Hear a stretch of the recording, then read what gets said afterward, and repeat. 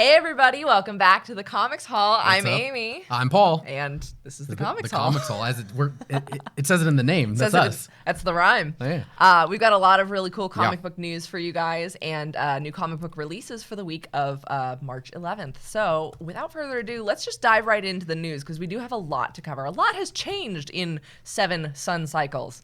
Nice. Top of our list, Emerald City Comic Con has officially been postponed by Reed Pop, and it has moved to the summer of 2020. Right. Attendees are currently being offered refunds for their tickets, and I would assume as well the exhibitors are being offered refunds for their booths, and more ticketing information will follow once the show has secured an official new date with the city of Seattle. Mm-hmm. And also from DC, we finally have a release date from Batman 3 Jokers by Jeff Johns and Jason Fabik. It is being teased. That date is June 17th at all your local comic book stores. It is being teased in a recent interview by Jeff Johns as a slight offshoot sequel to The Killing Joke, hence the shirt today. I felt it was appropriate. Yeah, so we'll see how that ties in. Yeah. Tie into The Killing Joke. Interesting. Yeah, we'll see how that goes. Marvel has released their final trailer for the Black Widow movie, premiering in theaters on May 1st, and this trailer shows even more of the villain Taskmaster. A lot of people have been dissecting the scenes to get better looks at the character's costume, also noting special scenes where you can see that Taskmaster has clearly, as his signature power implies, copied the moves of Avengers that have been seen in previous films.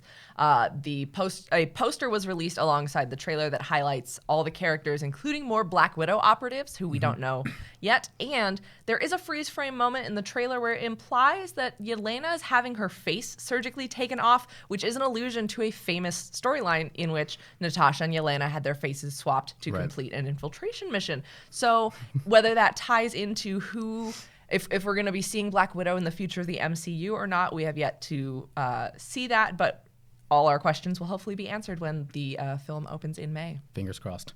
For face swap. For face swap, yes. Amazon Prime has debuted the first look at actress Aya Cash as Stormfront in season 2 of The Boys. Stormfront is a bit of a mix of Thor and Shazam, and is a man in the comics version, and it has been gender swapped there, I believe is the right word to use there, and it was changed specifically for the Amazon Prime television series. Cash describes the character as a nuclear bomb that goes off in the Seven being the Justice League of the boys, and but maybe a nuclear bomb isn't the right word. She says we're in Chernobyl, so there you go. It's a Chernobyl thing. Yeah, that's not reassuring for a show that's already full of blood and guts and explosions. The fact that they're introducing a character who also in the comics is famously known as a chauvinist and very tempered. Very tempered. Does not work well with others. Can't wait to see that explosion go off in the Seven. In world news, London's Leicester Square has erected bronze statues of Batman and Wonder Woman, complete with lighting features of the bat signal and the lasso of truth that light up in the evenings, in honor of the location's 350th anniversary. And as you may or may not know, Leicester Square is synonymous with the film industry in the UK, and these statues are currently scheduled to remain in place through June, but some fans are hoping that they become permanent fixtures of the area. They're actually really cool if you get a chance to look it up online. The bat signal goes up in the evening behind Bruce, it's really and cool. Then the lasso does illuminate on Wonder Woman when they turn the lights on. It's great. Writer Steve Orlando, who was exclusively just for DC, he just wrote for DC, has announced that he will be changing teams. Ooh. Taking his jersey off and putting on, he's going to be over at Marvel. He's going to be doing Darkhold Alpha #1, which is a story about Scarlet Witch needing to protect the universe from the Elder God Chthon. I think it's Chthon. Is it Chthon? Kind of like a Cthulhu. Chthon. This is the Marvel side of the table. It's one of those words that you only ever see written, so you don't really know. Yeah. Hopefully they'll do an interview. Well, then we've officially given the pronunciation for it. It's Chthon. Chthon. And after Doctor Doom gets his hands on the Darkhold Grimoire, it's the most dangerous Marvel book in the Marvel universe. Yes, it's like a book of the damned, and he unleashes the dark side of numerous superheroes. This book actually I didn't know about until this announcement was made, but it did premiere in I think the 70s. So the Darkhold, and it also made a live action debut on Agents of S.H.I.E.L.D. So that's interesting. The Grimoire itself? Yeah. So that's pretty catch cool. up on Agents of S.H.I.E.L.D. I've not caught up on Agents of S.H.I.E.L.D. And then also Bloodshot opens in theaters this Friday, March 13th. It's based on Valiant's premiere superhero. This film is from Sony Pictures, stars Vin Diesel in the title role, and it's about a nanite soldier. It's about a soldier who his blood was infused with nanites. I like to, I've read a little bit of this. Valiant has this great shared universe of superheroes that they use sparingly. They use them in different titles. Bloodshot was created by Kevin Van Hook, Don Perlin, and Bob Layton during a wave of popularity for Valiant Comics. That was in like 1992 is when that did premiere. We actually saw him for the first time in the very last page of Eternal Warrior #4. That was in November of 1992, and then made his first full appearance. In Ray Zero. But yeah, I mean, he's a really interesting superhero. I think going in, you really can kind of, you don't really need to know much about Bloodshot, I think, going in, other than if you're a big fan of like Captain America, Wolverine, those types of stories where someone doesn't necessarily remember their past. Yeah, he's an amnesiac super soldier who may or may not be being manipulated by the organization that created him. Yes. Because all those shady government organizations and comic books are always so on the level. So that'll be a really fun action movie. In theaters on Friday, March 13th, and it could launch a Valiant shared universe. I would love to see Faith on the big screen, and you were talking about Ivan Time Walker and Ivan Exo Time Manowar. Walker, Exo Manowar. These are just characters that are in this world. They all exist, but Valiant again uses them sparingly. They don't there's no like a big Avengers type things. There was a Valiant. It was just called The Valiant, and I believe that was their like Avengers type story, but they use it very sparingly. Yeah, I think we're a ways off from that, but that's really cool to see another major superhero property enter the silver screen. So that's about all the news we have for this week. Yeah. But we do have a lot of comic books to talk about for you guys. Now we can relax. Now we've gotten through the news portion, right? Oh my goodness. I mean, and there was even more news than that that we wanted to include. There's a ton of stuff. We will try, again, I'm going to go ahead and drop this on our Instagram. On our Instagram, I'm going to go ahead and try to drop as much news as possible.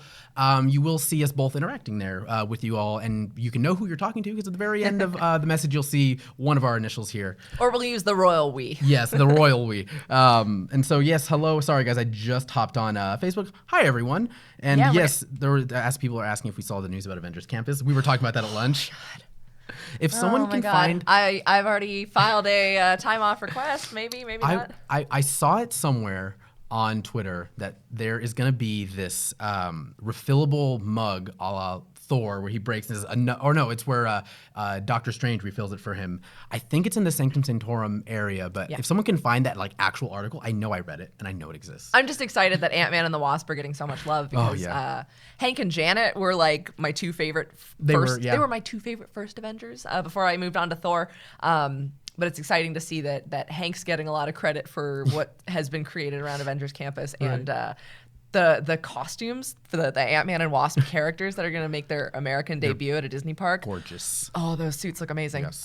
So excited about that. So let us know if you've read anything about Avengers Campus or anything along those lines. Let us know in the comments. Let us know. I'm here. I'm keeping an eye on Facebook. Amy's over on YouTube. Checking on YouTube. And if you are listening to this or if you are watching this back later, you can go ahead and email us at thecomicshall@sideshow.com, or you can really just look up The Comics Hall on any major social channel, and we should be there. It should be us. If not, let us know.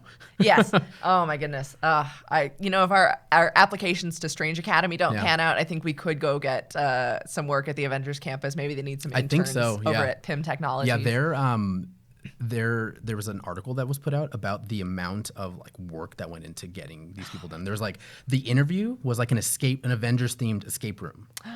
And one of the women who got the role, it was two people, it was a man and a woman. They had to create a superhero identity, and they had to be in character, and it is incredible. You can also look that up. It's fantastic. And sounds like what I do when I'm not at work. Oh my goodness, that's so much fun. We're getting some highs and hellos over on YouTube. We've already got some people noticing our decorum sitting here in the middle. Yes, we have people saying there's no more room on our laptops for these stickers. I think we're maxed out. Never maxed out.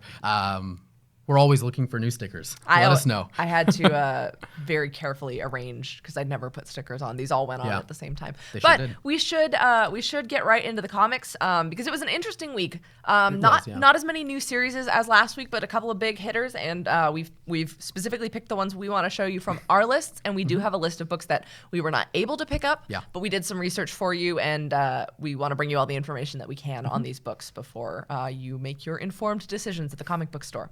So do we want to dive right in with what we've got between us here? Yes.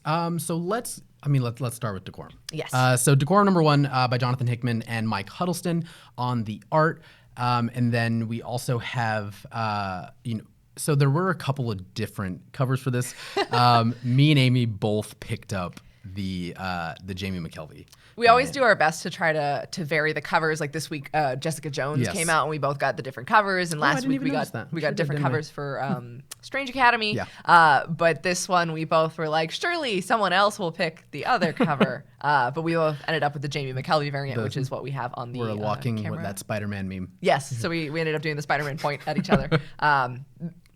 I can't resist a good Jamie McKelvey cover, and honestly, that is a lot of the reason I first turned my attention to this title. But also, you throw the name Jonathan Hickman on any book, and you know what kind of an experience you're getting into. It's going to be crazy sci-fi world building, but also it indicates an extreme level of quality, and that is definitely true of this.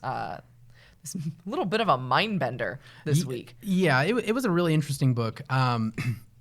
It's funny, me and Amy are both pretty familiar with the style of Jonathan Hickman and how he writes, but from a little bit of from different sides of the fence there. Yeah. Because you're very well versed right now in his X-Men run. X-Men and Secret Wars. That is one of my all-time favorites from Marvel ever. And I'm a huge Hickman fan, especially from some of his Image stuff that he's done, Manhattan Projects, and of course East of West.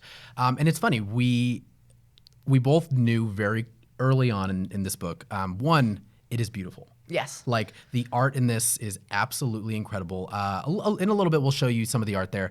But there are like the traditional, Hickman signs in this book. There are, the graphic design of this book, there's a lot of charts, a lot of expository pages of kind of paragraphs of reading. So you're getting it's not multimedia because comics do have words in them anyways, but you're getting chunks of prose mixed in with your comics, and you're getting full diagrams that do a lot of the world building so that when you dive into the scenes, you can reference the phrases and situations that the characters are referring to, but you have to pay attention to those pages because if you don't, you're going to miss half the story. Yeah, and it's funny, in both of our, like Amy actually wrote it down in her notes, but we definitely talked about it. Like the first 20 pages, there's a lot of exposition, and in true Hickman form, it is meant to be confusing. Yes. It is meant to make no sense at all.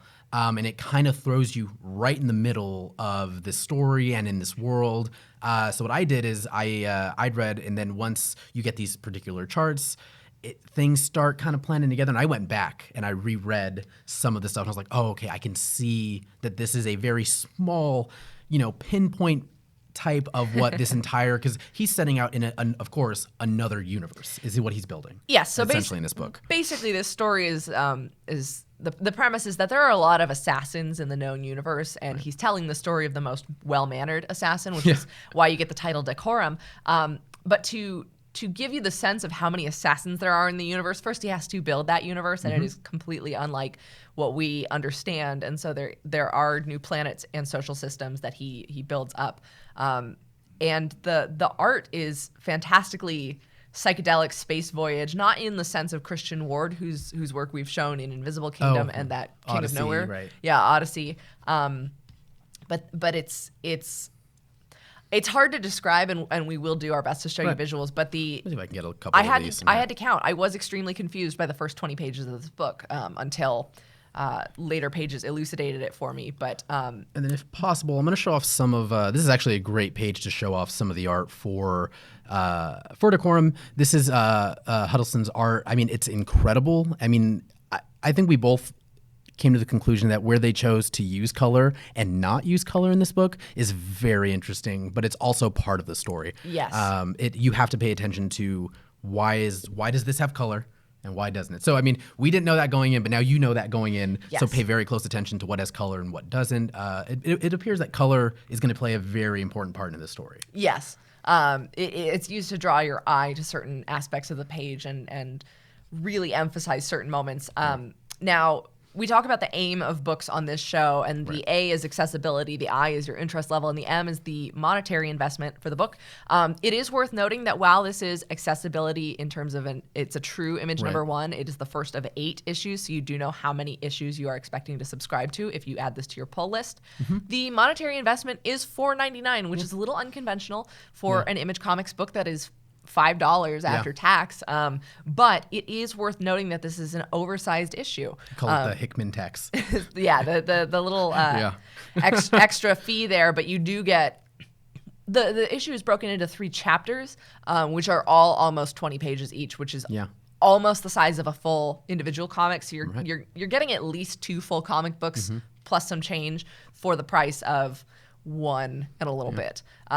So it is a very interesting experience. This is probably the most cerebral comic you'll find on the stands today. Definitely, And as I said earlier, the interest level for me, I was drawn in both by the Hickman name tag and then the Jamie McKelvey variant. Sometimes I will just pick up a book because the cover. But if you're a fan of sci-fi, if you're a fan of Hickman's previous works, and if you kind of dig what's going on with X-Men right now, this is definitely worth a look because it does carry in that same vein of the style. But the first 20 pages were a little difficult to get through, but you have to stick through the end of the book. It is. It can be difficult. I had kind of discovered it as that movie. It's Valerian in the City of a Thousand Planets. City of a Thousand Planets. Thank you. It reminded me of that in that there is this one large galactic empire, and it's a pretty cohesive empire, and then there are the outskirts that they just absolutely don't touch, and there are planets and such that it appears will be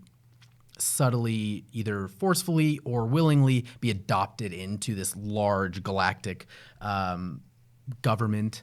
And I just I don't know why my brain went to Valerian when I had read this. No, there's a crazy cast of characters. Like, everyone looks insane. I mean, it's even there. We've said there is a maybe a subtle Batgirl. So if you saw on our social media, we did put a couple of pictures of us reading, and we were laughing because this was a moment at which Paul and I both asked, did Batgirl just show up in this comic book? Jury's out. I'm sure that no one is going to make an official confirmation on whether or not Batgirl does appear, but there is a very, very colorful panel on a very color-sparse page that happens to look like Batgirl. And you said that Mike Huddleston actually did have history drawing Batgirl. Yeah, he's done some Batgirl covers back in like 2004 that I know. I just know of. You read a lot of books, and the both of us read a lot of books, or you watch and read a lot of books, and you're like, I think I've heard that name before.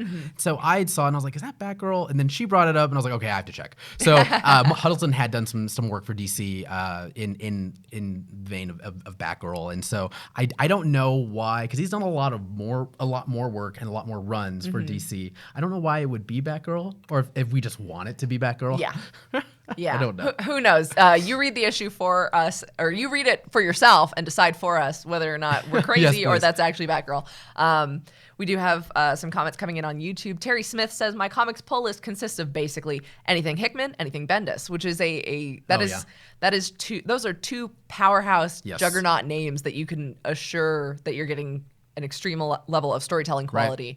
I do the same I will read anything Kelly Thompson and anything Jason Aaron. And I know some stores that actually do pull lists by any writer, any artist. Yeah, mine would probably be Scott Snyder, Jeff Johns. I'll read anything.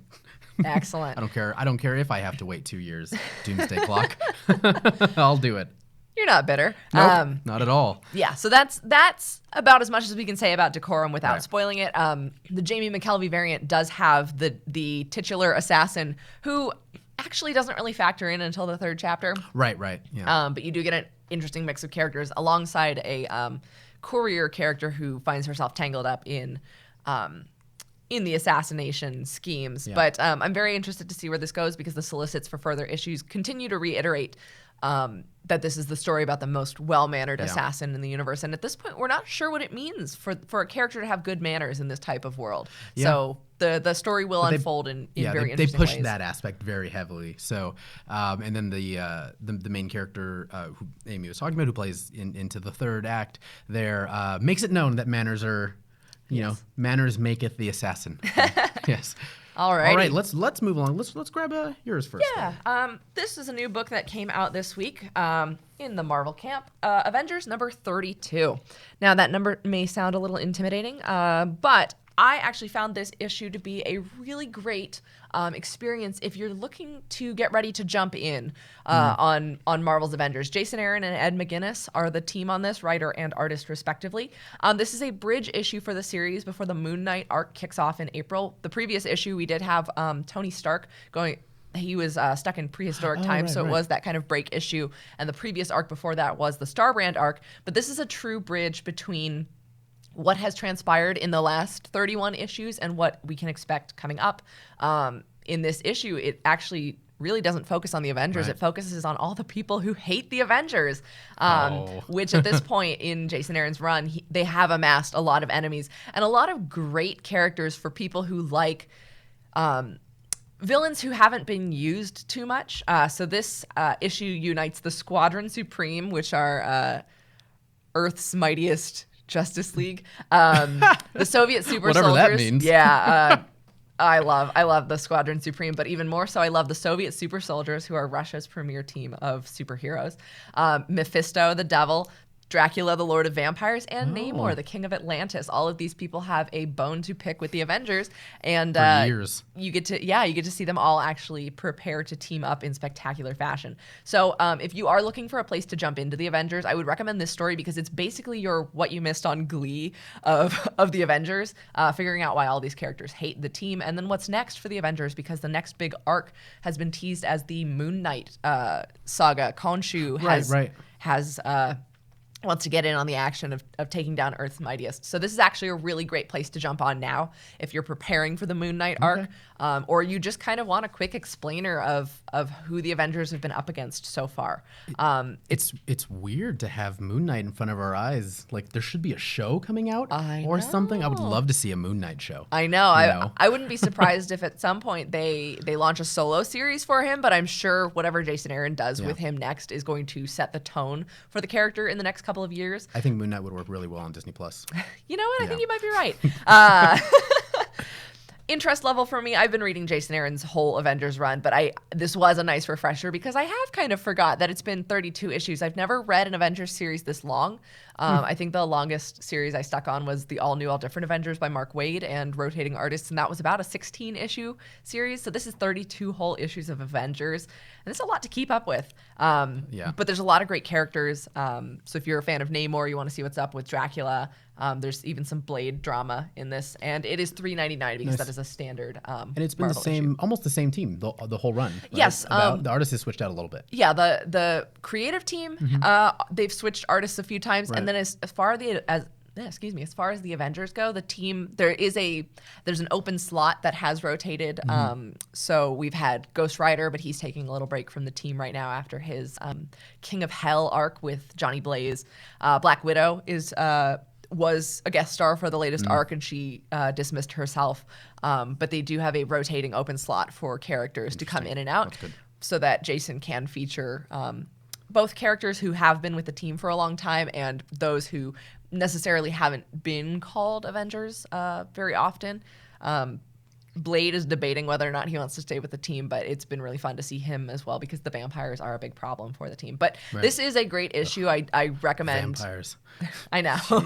There's a lot of them running around, surprisingly. Yeah. A lot more Marvel vampires than I realized. And it's not just Morbius. I know. I was going to say, it's like it's planned. That's called brand synergy, my dear boy. But I highly recommend this issue this week.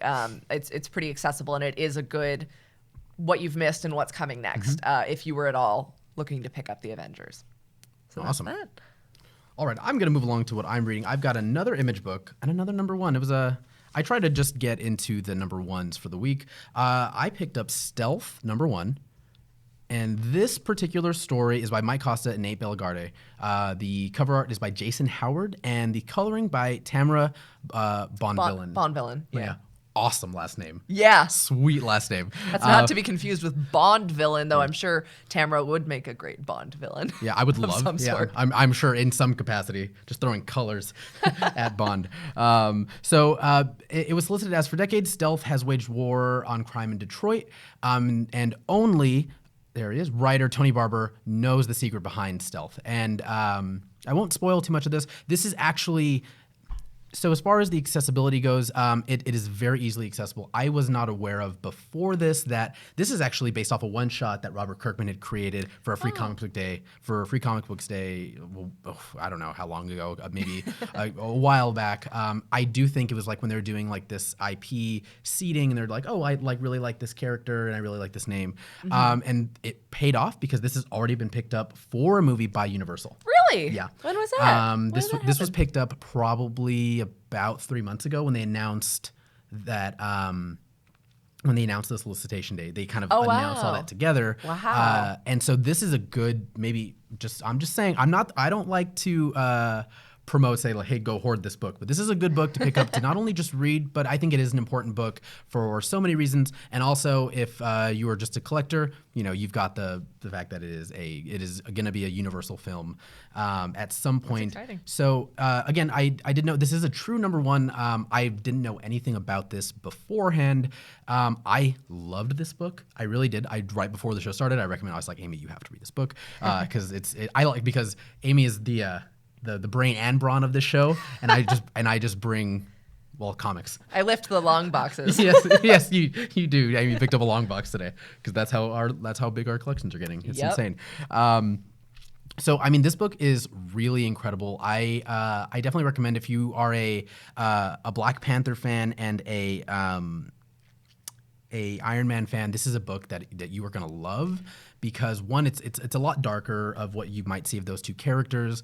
Iron Man, because you do have this it's a technological suit that he doesn't remember how he may have gotten it, and Black Panther is in the sense that it's about legacy, and it's trying to understand this incredibly advanced suit. And it's very well drawn. Nate Bellegarde did an incredible job with this book. I really love like all of the scenic moments in this. Like there's some of those because it's very it is drawn is the best I can explain it, is very comic booky. Like when you think comic book art, it's stuff like this. Like I can show off a tiny bit in here. So there's maybe a good like splash. I'm getting distinct Dark Hawk vibes, especially the one that Marvel tried to do, I think in 2015. Very short series that was canceled, unfortunately. But David F. Walker was the writer on that one, and Tamara Bonvillain did the colors for that one. Yeah. Because she excels kind of at those bright comic booky colors while keeping it grounded to an environment. So like an urban stealth setting or something like that. That's literally it. An urban stealth setting. And it takes place in Detroit. And what I found the most interesting is that Robert Kirkman specifically asked Mike Costa to do this book and write it because Mike Costa is also from Detroit, where this book takes place. Oh, wow. So he felt like who better to tackle this book than someone who knows the city. And like I'm sure in all of like the little soapboxes in the back, we'll see, like Mike Costa saying like, oh, I had Nate Bellegarde draw in this liquor store that I used to go to and places like that. And I love stuff like that because it kind of connects the artist and the writer and the whole team like to the character themselves. And again, this book is, as you can see, this is a good, you can see the difference here. This book is $3.99. Oh, okay. Whereas like Decorum was $4.99. You're paying the Hickman tax. But that's a normal page count as well, not oversized. It's a normal page count.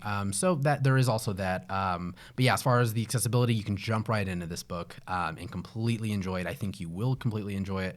And then as far as like interest personally and around the comic book world, obviously there's buzz around it because it is being picked up. It has been picked up by Universal to be a major motion picture. And then I'm gonna add this to my pool. Honestly, it's only. It's only a 6-issue run too. Okay. Yeah, so it's a miniseries. A lot more publishers these days are declaring the expected runtime. I think that also helps people know what they're getting into when they pre-order, because if it's a series that you think is going to be ongoing, I'll cite an example. I was talking about Moon Girl and Devil Dinosaur from Marvel Comics earlier, and I began reading that series. I really loved it. It was a great character. It still is a great character, but around issue, I want to say 25, I realized I don't know how long this series is going to go, and I do have to make more room on my pull list for some other stuff. So I did have to axe that series because I didn't have a definitive when is this going to end, and some books like the big 2 publishers don't do that as often because they want people to know that it's probably going to be it's probably going to be an ongoing if people invest in it enough. But it is nice that the independent publishers are being more transparent with how many issues you can expect from a series. And I will say to that point, it does appear like DC is kind of jumping on board. I think their big test with that was Deceased.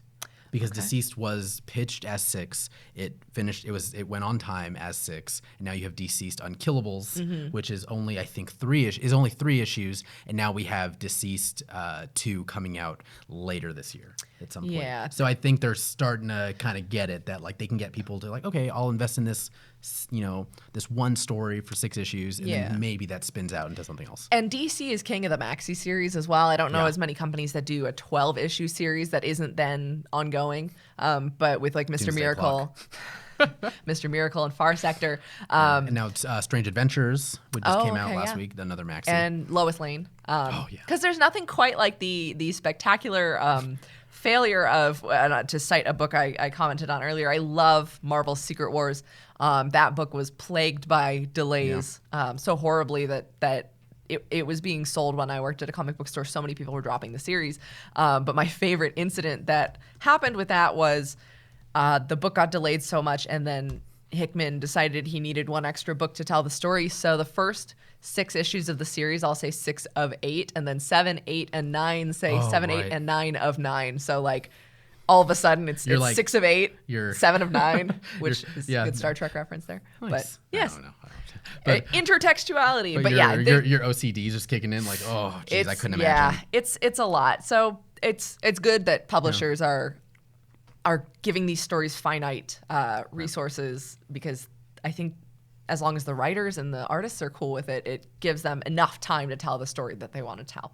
Oh, and then someone asked really quickly before we go on to Amy's book is, what is my pin? It's Join the Future, which is, we talked about that book last week. That's a Zach Kaplan book for Aftershock. Yeah, it was an Aftershock book. Zach Kaplan, who is an amazing artist. Yeah, go rejoin the future. I was actually supposed to grab this last week, and as we were like driving away, I was like, damn, I forgot my pin. Turn the car around now. Yeah, risk my entire future in my career to go get this pin. But yeah, go get this book. This book is incredible. Please read it. Excellent. I have an unorthodox choice because actually this week, I will admit to you guys, a lot of my books are in the middle of series that I've already discussed before, and these issues are not as easy to discuss. I'll run through them later to recommend them to you, but a couple of them are series that are just about to end. Right. So I pulled a book from my shelves that I actually have. It is available now everywhere, and it has been available for some time. But I also wanted to bring it out because it's getting a spin-off series that begins next week. This is Giant Days, and this is specifically the Giant Days Not on the Test Edition, Volume 1 from Boom Studios. Right. The writer is John Allison, with art by Max Sarin and Lissa Tremaine, and colors by Whitney Kogar. This is an Eisner Award-winning series that concluded in 2019. It actually concluded around the same time as The Wicked and the Divine, so I had a lot of friends hosting comic book funerals for their favorite long-running series. This one spanned a couple dozen issues, and I believe there are 4 collected editions of the Giant Days Not on the Test edition. It does also come in normal trade paperback, but this collects volumes 1 and 2. Plus bonus material. Giant Days is a series that is a comedy, but it's also kind of slice of life. It is about 3 women in college who share a room at the residence hall at their university. Their names are Esther de Groot, and she's the goth of the group, and I think most people's frequent favorite. Yeah. Tomboyish Susan Ptolemy and the lovably naive Daisy Wooten. And these are just normal women. These are not superheroes. They don't have to stop a murder. This is just three girls going through their lives in college. But the college female demographic is, I think, a severely underserved demographic in comics. And I wish I had actually realized what this series was about when I was selling comics, because I was selling comics in college. Like, this would have been a really great series. I haven't finished this whole volume because it is 2 trades worth. But the girls have to navigate the challenges of daily life while attending school. There's some really heartfelt and down-to-earth arcs about one of the girls' experiences her coming out. There's family drama, and then there's just I think Susan in the first trade is trying to kick a smoking habit. So it's very, and this isn't, people might take this word the wrong way. It's so mundane, and I love it because not every comic book has to have world-ending stakes. So Giant Days, and Giant Days is a name that kind of implies It maybe implies they're these large stakes. Yeah, because it also makes me think of I Kill Giants, but no, there's no monsters. I think that's what I was thinking of when you told me about this book. Yeah. I Kill Giants. But it's such an incredibly charming book. I believe one of the illustrators actually did work for Disney animation, and it's just a lot of fun. And so anyone who's had the experience of going to college and having awkward floor mates in your dorm, and the guys across the hall are giving you trouble, and you're getting invited to a party but you have homework or you have a fever and you can't go to class, kind of deal. Like, it's just so delightful. It's an extremely accessible series because not only does this particular volume collect the first 2 trades, the characters are human, so you don't really have to suspend your disbelief on anything, because you're just kind of, it's almost like a reality TV show, but not super trashy. And in terms of interest, this was a series I'd heard mentioned a lot, especially around the time it ended, because it just meant so much to so many people. So I looked it up. I bought this volume at a convention after a killer pitch from one of the people working at the Boom Studios booth. And it's an extremely acclaimed book. I think it's a multiple Eisner Award winner, if not. Right. It's definitely won at least one Eisner, and it's been nominated multiple times. That's another thing I gotta say. If you go to the conventions and you see the Aspen Comics, Boom Studios, IDW, Dark Horse, and Image Comics as well, they usually have the biggest of the kind of indie publishers booth. They've got spreads and spreads of comics, and you can ask anyone for a recommendation based on your personal tastes, and they will usually be able to find you a killer series, which is a lot of fun. This particular version, in terms of monetary investment, this hardcover is $34.99, and I believe it is actually sold out online. But it does collect the first and second trade paperbacks. The first trade paperback is $9.99, and after that, each volume of the series runs $14.99 if you don't buy the deluxe hardcovers. Next week, which I'm not sure if I'll pick it up or not because I haven't finished the whole series, but next week, Boom Studios is launching a spinoff called Wicked Things about a character named Charlotte Grote, who is planning to go to college, but she's framed for murder. So that's actually almost the most outlandish of the things I've heard from Giant Days. Now the days so far. have become giant. Yes. Now the problems are giant as well. So that will begin next week. Yeah. It is John Allison and Max Sarin back together on the series, and it looks super fun. So if you do see Wicked Things #1 next week, I'll probably actually give it a look to see whether or not it's accessible, and you have to have read all of Giant Days to understand it. But if you see that on the shelves next week from Boom Studios, that is from the world of Giant Days.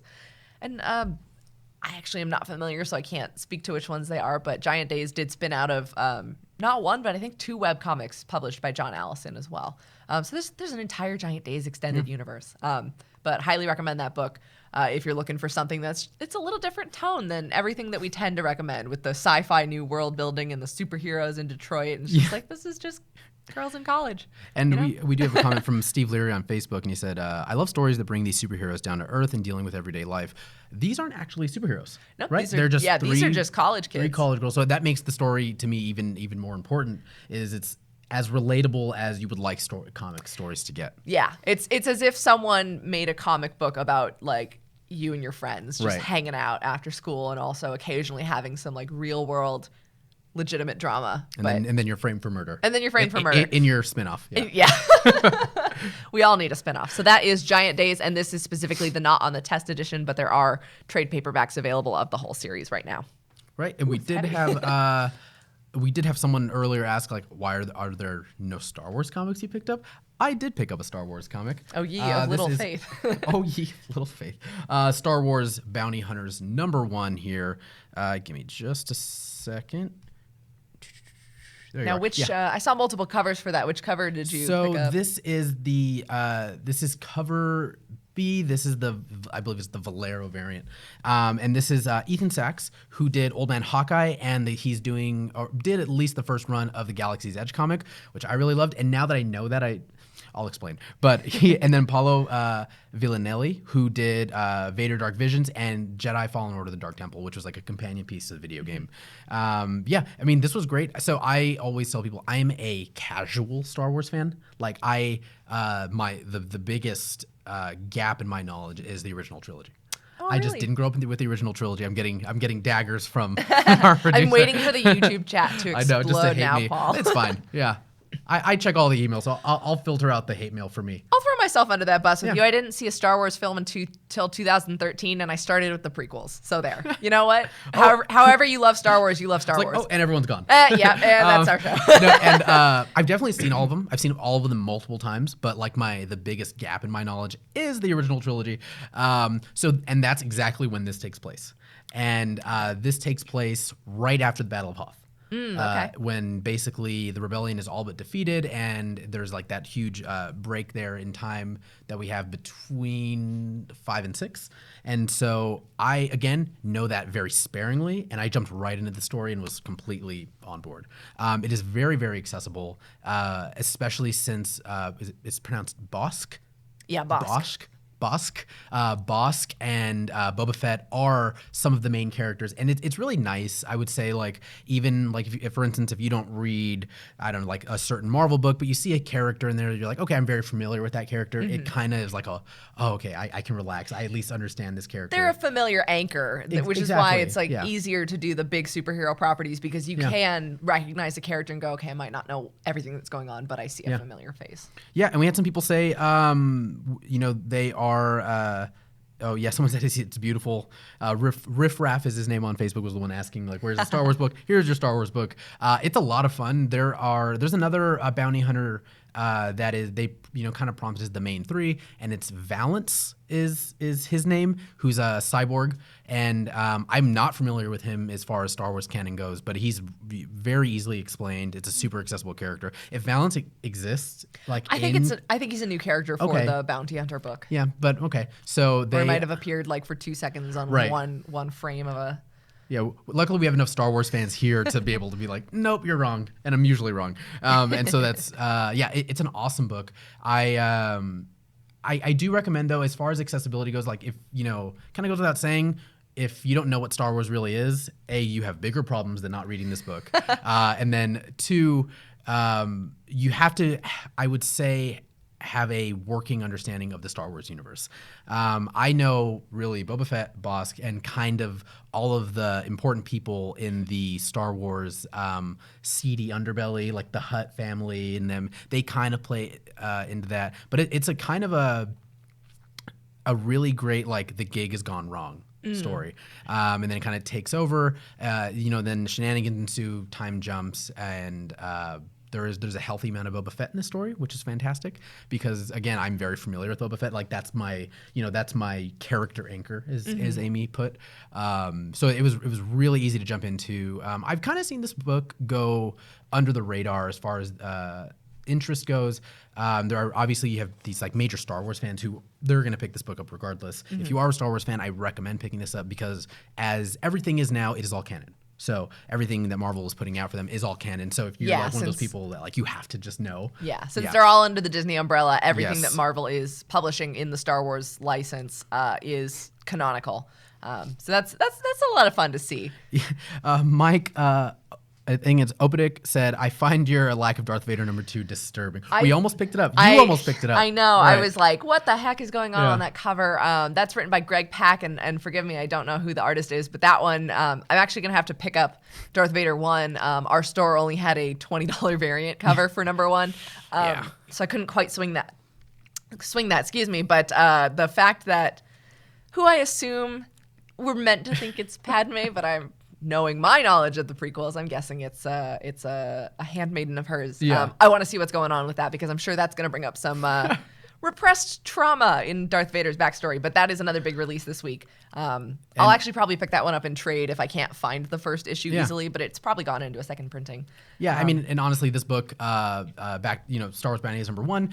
It is a #1, and again, if you have a working knowledge of Star Wars and you are like me, like I'm kind of dipping in and out of Star Wars books as they're being released. Like I'm not picking up everything. I'm picking up the main Star Wars title, and this, and I believe Rise of Kylo Ren. I've got like the second printing because I'm dumb and I didn't pick it up when I first saw it on the shelves. But yeah, Second printing's just as good as the first. and it's only $3.99. This is a great book, especially if you're a Star Wars fan. Go pick this book up.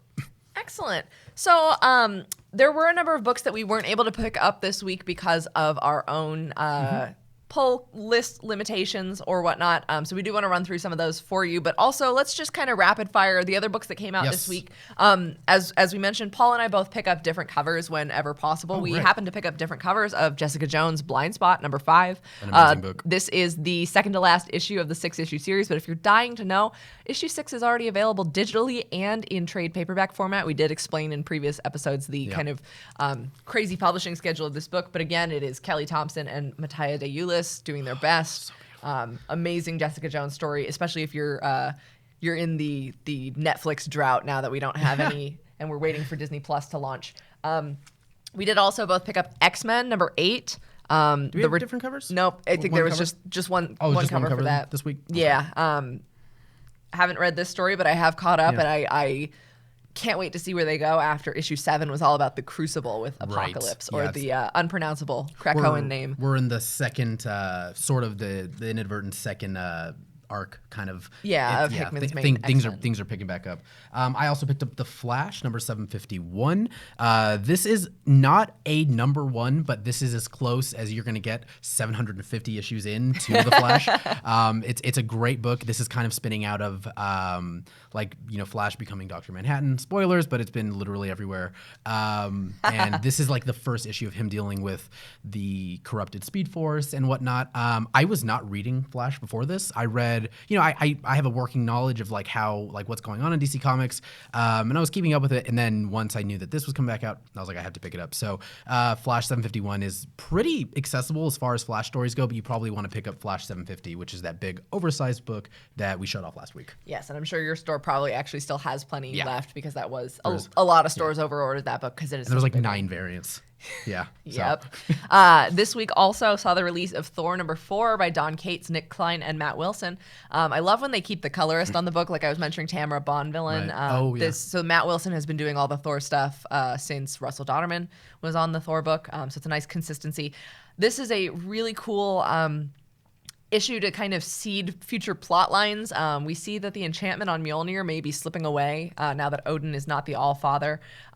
We get a conclusion to the fight with Beta Ray Bill, after which, spoilers, Thor broke Beta Ray Bill's hammer in issue 3. And we get to see how Sif is dealing with her new role as the Bifrost Guardian, while Thor gallivants off around with Galactus as his new Herald of Thunder. This is a really engrossing storyline. I recommend rushing out to pick up the other issues if you haven't been following this series. It is like heavy metal on crack. Thank you, Johnny Cates. Nice. But it is we're kind of nearing the end of what I believe will be the first 5-issue arc. So you can either wait for the trade or go back and pick up those other issues because it is kind of a weird. These are all weirdly placed issues of it was a weird week for books in general. Another book that I'm really loving, again, I have this except for one book which I will never mention. I've got this new love for Aftershock Comics. Like everything they've put out has been really great, and most of their books are between 5 and 6 issues only. Like that's all they get the order for, and then I'm assuming if it gets picked up, it gets picked up. But The Man Who Effed Up Time by John Layman and art by Carl Mostrat is incredible. Carl Mostrat is, if you guys are familiar, he's doing Deceased and Deceased Unkillables. Ooh, okay. So he's got some namesake right now, and that's where I knew him from. And then when I saw him on this book, I have not read, someone had asked if I had read this yet. I have not read it yet. A lot of these books we just haven't had the time to. We'll probably both read them tonight or whenever we have time. But yeah, this book is really great. It's kind of a a really grounded version of like if someone like me who has no working concept of physics were to mess up the time stream, except the person who does, the main character here, he is an actual doctor and has some working knowledge, and it's a great story. Pick it up and just go support Aftershock Comics in general. Interesting. Yeah, I wish I was still following Animosity. I need to check back in and see how they're doing. But Animosity was my favorite series coming out of Aftershock for a while, as well as Insects with by Marguerite Bennett. Yeah, that's a crazy story that's not going to be explained right now. Another kind of middle of the road, middle of the arc issue. I've got Avengers of the Wastelands #3. Forgot the creative team on this. Ed Brisson and Jonas Scharf and Niraj Maran doing the colors. This is spinning out of Old Man Logan. So if you are a fan of the Old Man Quill, Old Man Hawkeye, Old Man Logan, this is a little bit of a defanged version of that universe because a lot of people actually it spins out of Dead Man Logan, which spun out of Old Man verse. Yes, it's the Old Man verse. Marvel's extended Old Man verse. But it's really cool because we get to see a new Hulk. We get to see a Captain America who's actually a former Doctor Doom super soldier. Danielle Cage, daughter of Luke and Jessica Jones, is Thor. Which is really cool. That's the whole reason I'm reading the book. And we do have another thief who has stolen the Ant-Man armor, which is kind of a rite of passage to be an Ant-Man these days. But it is a lot of fun. We get to see Doctor Doom mucking around, and they're also dealing with some vampires in this issue because Marvel's all about those vampires this week. A lot of vampires. I really love this series, but I am legitimately following it just for Danielle Cage as Thor because she was Captain America in US Avengers. So I like following that character around just to see, because in the current comics, she's technically still like a 3 or 4 year old. She's like a toddler. So I'm like, but they love using her in these alternate universes. Some toddlers are pretty strong. I've been beat up by a toddler. It happens. Yeah. We are not going to recount that one on the air, but she also did appear in Captain Marvel: The End when they were doing those End one-shots. Oh, right. So it's fascinating how much they love using her, but the fact that she's still in diapers in the Jessica Jones series. Of course, as it happens. Yeah. Speaking of Ant-Man... I was waiting to softball that to myself. Woo! This is Ant-Man #3. This is the Zeb Wells run currently. I actually really, really love this book. And I don't know a lot of other people who really love this book, but I think it's just because there's so many Marvel books coming out right now. This has been one of the Marvel books that I think is really, really kind of undervalued at the moment, simply because there are so many great books coming out and there's a lot of Ant-Man stuff that maybe some people haven't read, but I love this one because it definitely captures the tone of what we know Ant-Man is now, where he's like, I'm in the Avengers, but I still can't afford to pay rent, like what we love about like Spider-Man and all of these other great characters. And basically Ant-Man is kind of down on his luck, and he takes a job in issue 1 that has to do with, I'll just say, bees, and then some shenanigans ensue out of that because there aren't enough insect puns in these books. Can I take a wild guess that he teams up with Swarm, the Nazi bee man? I wouldn't say teams up, but Swarm is definitely the villain. Because that's the only Marvel bees thing I can think of. And it's Swarm. Yes. Bees. Oh, bees. And I actually really, really love this book. It's a lot of fun, and it's really nice to look at too. I like the kind of like the real comic-y. Oh, you get Cassie in there. And you get Cassie in there, and she is in there as Stinger. So cool. So she's been upgraded because I believe at this point she was kicked out of the Young Avengers. Yeah, a little bit. This is a really great book. You can jump in at #1 and just kind of enjoy 1, 2, and 3, pretty harmoniously. You don't need to know anything else going on. There are those little text bubbles that say, this is from Doctor Strange #12 or something. Editor's notes, gotta love them. Yeah, the little editor's notes that are everywhere. But you can really just jump into 1, 2, and 3. And again, I believe this should be at just $3.99 right now. So you can just, it is at $3.99. Yeah, it's rare that the middle of a run for a Marvel book will ever have a price over $3.99. Right. Speaking of superheroes who can't pay their rent, thank you for softballing that one to me. Also a weird, almost the end of the arc situation, Hawkeye Freefall #4 by Rosenberg and Schmidt. I'm actually behind on this, but it is a very fun series so far because it does loop in guest stars like the Winter Soldier and Falcon, as well as Daredevil, I believe. though. Don't quote me on that because I am slightly behind. But this is this is literally recorded.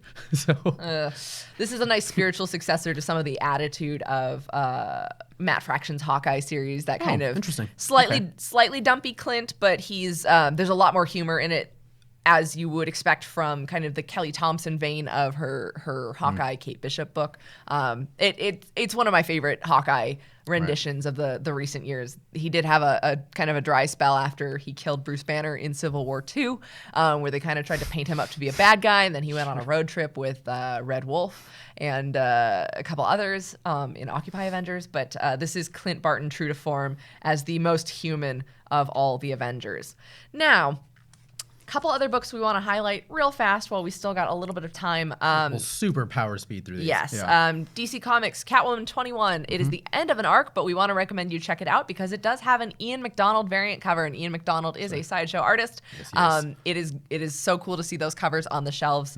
He's done a variant for each of the issues of this arc, I believe, and it is like having a miniature Sideshow art print in your comic book collection. It really is, yeah. Really, really beautiful Catwoman stuff, but I can't speak too much to the story because I'm actually not reading it. We also had Valiant Comics Bloodshot number 7. This is, of course, is ahead of the film's release. We kind of talked about a little bit earlier. This is, I believe, since it's number 7, it should be kind of the start of a new run for Valiant. They kind of hold true to form for that as well.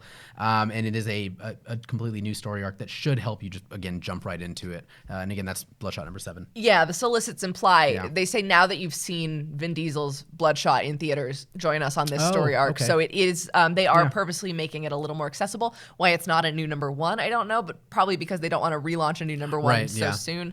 So Bloodshot number 7 should be pretty accessible. From IDW, which is actually, I don't know all the licensing reasons behind this, but IDW does publish Marvel Comics. They publish very, very all ages friendly books, where a lot of the books coming out of Marvel right now are teen plus, and sometimes mature, though rarely. Very rarely, yeah. Yeah, I think Jessica Jones gets the one and only parental advisory. IDW does stuff that is child friendly, but also just all ages friendly. So this week we've got Marvel Action Captain Marvel number 4 by Sam Maggs and Sweeney Boo. This is number 4. It is a continuation of the series that they started previously, but the first arc was the first 3 issues. That was Cosmic Catastrophe, in which Carol has to deal with a Flurkin invasion, and Flurkins are the species that her cat, quote unquote, is. But Goose, if you watch the Captain Marvel. But it's Chewie in the comics. Oh. Yeah. That's a story Clearly, for another time, but that's a whole other. Okay. Her name is Chewbacca Sassy Danvers in the comic books, but it was changed in the movie to Goose. But this arc introduces Nadia Van Dyne, the unstoppable wasp, for a new pint-sized adventure. Very vibrant artwork, very fun. Sam Maggs is a master of puns, and that's coming from someone who puns all day long. Dialogue is very snappy and very fun, and I recommend for fans of Captain Marvel, you definitely want to read this. It's worth reading, but it's great for younger readers who might find the current Captain Marvel book, which is teen plus, a little bit intense, especially because Captain Marvel in that series, spoiler alert, has been killing all of her teammates. I won't explain that one. You have to read to find out yourself. But if your child wants to get into Captain Marvel, I would definitely recommend the Marvel Action series from IDW. And the final big release this week was Cable. Yes, Cable number 1, Gary Duggan and Phil Noto. And it is teenage Cable, who's kind of enjoying his life on Krakoa. Yeah, he's kind of a rock star. I mean, his dad is Cyclops, and he's technically the son of Jean Grey, even though it's Madeline Pryor, but they share the DNA, and Madeline Pryor hasn't shown up yet in Krakoa. I know she's going to be a part of the Hellions run, but he's a rock star. His mom's on the Quiet Council. His dad is freaking Cyclops, who's one of the leaders of the X-Men at this point. So he's connected. Yeah, he's well connected. He goes on double dates. He fights in the wrestling ring with Wolverine. But also, he's responsible for assassinating his older self. In the Extermination series by Ed Brisson, young Cable killed old Cable. So fans who are looking for the classic 90s version of Cable with more pouches than you can put a pouch in, that's not going to be this book. This is more in vein with the kind of snappier teenage heroes.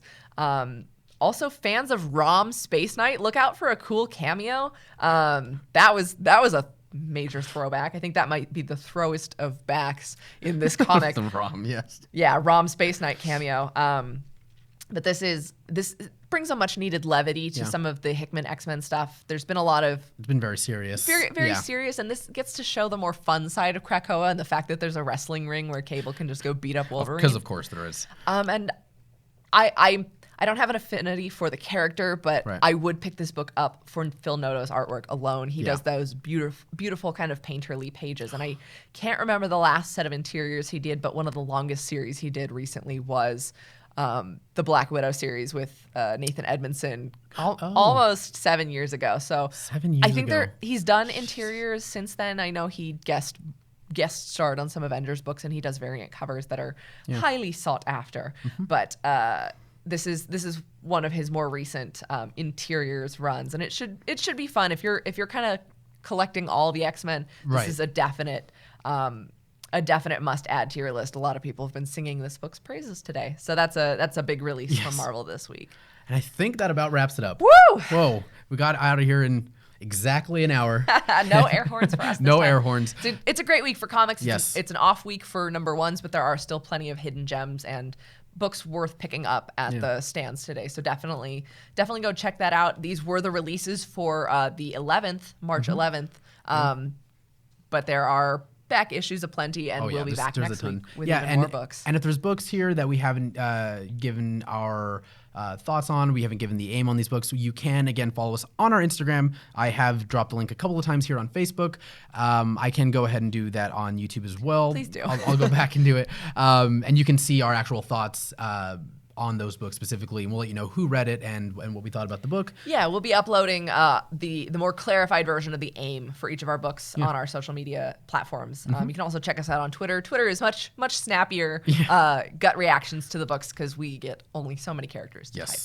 But thank you guys so much. This was another successful episode. Now it's nice to have the parental producer figure just watching us and just he's like the hour, like, come on, nerds. Back to work. But all right, thank you guys so very much. Yeah, thank you guys. I appreciate it. I appreciate it too. I'm Amy. I'm Paul. And this was the Comics Hall. See you guys next week. Bye guys. See you next week. Hey, did you like that video? Be sure to subscribe by clicking the S icon on your screen and click that bell icon to be notified whenever a new video is posted. If you'd like more info on the items featured in this video, click the link provided under Product Info. Thanks for watching, and don't forget to let your geek side show.